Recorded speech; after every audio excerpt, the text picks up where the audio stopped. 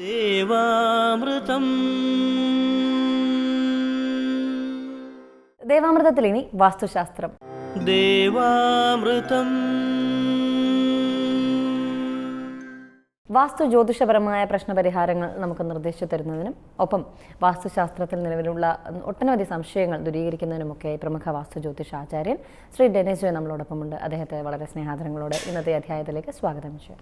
നമസ്കാരം. ഇന്നത്തെ കത്തിലേക്ക് ഏറെ പ്രിയമുള്ള ഡെന്നിസ് ജോയ് സർ, ഞാൻ അങ്കമാലിയിൽ നിന്നും എഴുതുന്നു.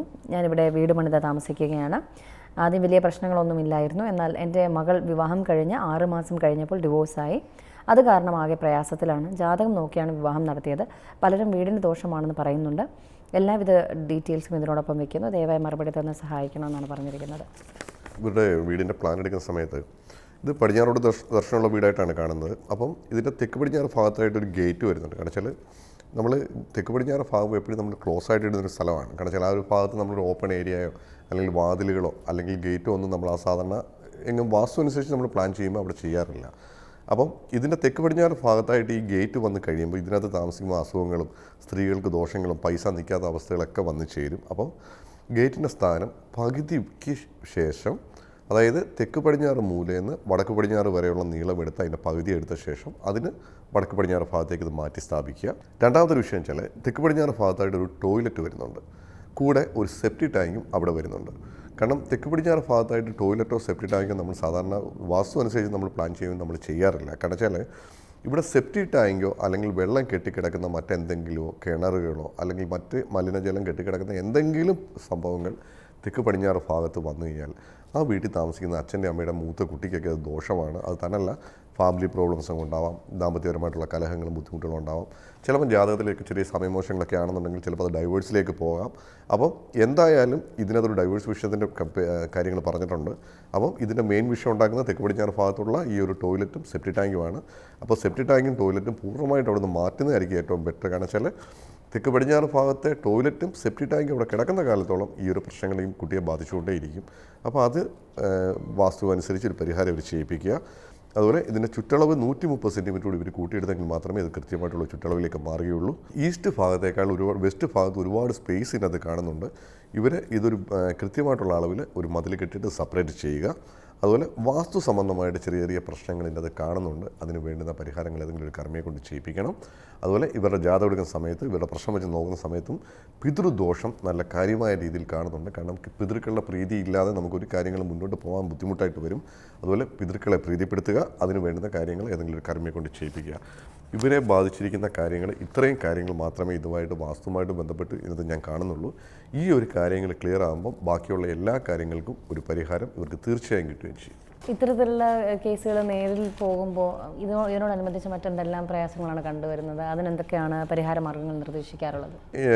ഞാൻ പോകുമ്പം പല വീടുകളിലും ഇത് പൊളിച്ചു പണിയാനൊന്നും അവർക്ക് സാമ്പത്തിക ശേഷിയുള്ളവരാവണമെന്നില്ല. അപ്പം ഞങ്ങളെ സംബന്ധിച്ചിട്ട് നമ്മൾ വാസ്തു അനുസരിച്ച് നമ്മൾ പോയി നോക്കി ചെയ്യുമ്പം ഇപ്പോൾ കിണറിപ്പം കന്നിമൂലയ്ക്ക് വന്നെങ്കിലും അല്ലെങ്കിൽ ടോയ്ലറ്റ് കന്നിമൂലയ്ക്ക് വന്നെങ്കിലും അത് നിർത്തിക്കൊണ്ട് നമ്മൾ എങ്ങനെ അതിനെ പരിഹാരം ചെയ്യാമെന്നുള്ളതായിരിക്കും നമ്മൾ നോക്കുക. പക്ഷേ നമ്മളിതിനെ നിർത്തിക്കൊണ്ട് നമ്മൾ പരിഹാരം ചെയ്യുമ്പോൾ ഒരിക്കലും നമുക്ക് 100% ഒന്നും ഗുണം കിട്ടില്ല. പക്ഷേ എന്നാലും അവർക്കൊരു 70-75% അതുകൊണ്ടുള്ള ഗുണഫലങ്ങൾ അവർക്ക് തീർച്ചയായും കിട്ടും. ഒരു 10% അല്ലെങ്കിൽ 15% എപ്പോഴും ബ്ലാങ്കായിട്ട് തന്നെ കിടക്കും. അപ്പോൾ ഇതിൻ്റെ അകത്ത് ഈ ഒരു വീട് എടുക്കുമ്പം നമുക്ക് പല രീതിയിലുള്ള പ്രശ്നങ്ങളായിരിക്കാം. കാരണം വെച്ചാൽ ഓരോ ആൾക്കാർക്ക് ഉണ്ടാകുന്ന എല്ലാ രീതിയിലുള്ള പ്രശ്നങ്ങളൊന്നും വാസ്തുവുമായിട്ട് ബന്ധപ്പെട്ടല്ല. നമ്മൾ നേരത്തെ പറഞ്ഞ പോലെ ഓരോ ആൾക്കാർക്ക് ഓരോ തലയിലെഴുത്തുണ്ട്. ചിലർക്ക് ജാതകത്തിനകത്ത് പ്രശ്നങ്ങൾ കാണും, ചിലർക്ക് വാസ്തുവിനകത്ത് വിഷയങ്ങൾ കാണും, ചിലപ്പം വാസ്തു സംബന്ധമായിട്ടുള്ള വിഷയങ്ങൾ കാണും. തലയിലെഴുത്ത് ഒഴിച്ച് ബാക്കിയുള്ള എല്ലാ കാര്യങ്ങൾക്കും നമുക്ക് ഏകദേശം പരിഹാരങ്ങൾ നമുക്ക് ചെയ്യാൻ പറ്റും. തലയെഴുത്ത് മാത്രം നമുക്ക് മാറ്റാൻ പറ്റില്ല. അപ്പോൾ ഈ ഓരോ വീടുകൾ എടുക്കുമ്പോഴും അതിനകത്ത് വാസ്തുവിൻ്റെ കംപ്ലൈൻറ്റുകൾ എന്താണെന്ന് അതിനകത്ത് വാസ്തു നോക്കുന്ന ഒരാൾക്ക് പറഞ്ഞു തരാൻ പറ്റും. കാരണം അതിനകത്ത് എന്താണോ ആ ഒരു കംപ്ലൈൻ്റായിട്ട് വരുന്നത് അത് മാത്രമേ വാസ്തുവിൻ്റെതായിട്ട് ബന്ധപ്പെട്ട് അവരെ ബാധിക്കുന്നുണ്ടാവുകയുള്ളൂ.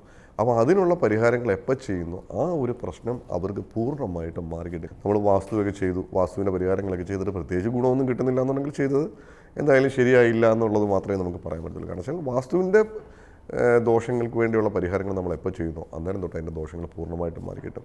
എപ്പോഴും നമ്മൾ വാസ്തുവിൻ്റെ പ്ലാനൊക്കെ വരച്ച ശേഷം ചിലപ്പോൾ അറിയാതെ തന്നെ ഏതെങ്കിലും രീതിയിലുള്ള പണിയുടെ കൺസ്ട്രക്ഷൻ സംബന്ധമായിട്ടൊക്കെ വന്നു കഴിയുമ്പോൾ എന്തെങ്കിലുമൊക്കെ ചെറിയ പ്രശ്നങ്ങൾ വന്നെന്നിരിക്കാം. അപ്പം അത് ആരെങ്കിലും കാണിച്ചിട്ട് ഇതേപോലെ പരിഹാരം ചെയ്ത് പോവുകയാണെങ്കിൽ ഈ ഒരു വിഷയങ്ങൾ ഒരിക്കലും അവരെ ബാധിക്കാതെ പൂർണ്ണമായിട്ട് മാറിക്കിട്ടുകയും ചെയ്യും.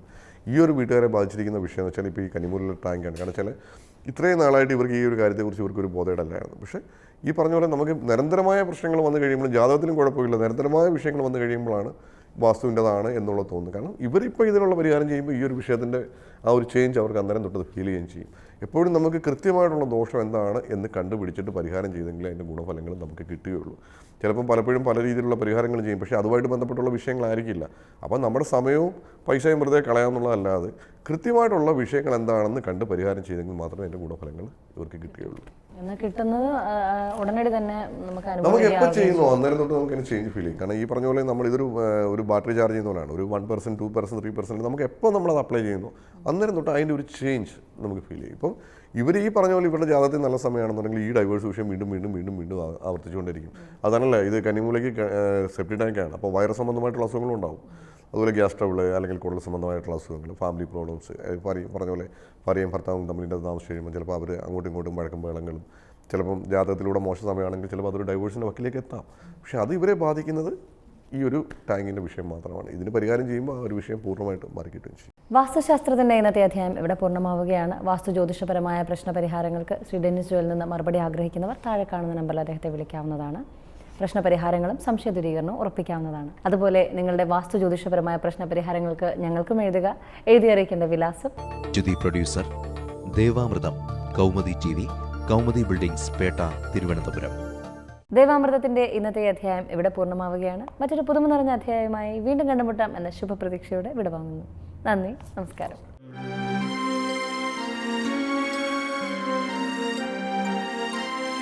മറക്കുന്നു നാം ഇന്നു നമ്മളെ തന്നെ, വേദാന്തമില്ലാത്ത നാൾ വഴിയിൽ അറിവിൻ്റെ ആ ദിവ്യപ്രഭയായി ചൊരിയുന്നു ഗുരുവരുളാകുന്ന ദേവാമൃതം, ഗുരുവരുളാകുന്ന ദേവാമൃതം.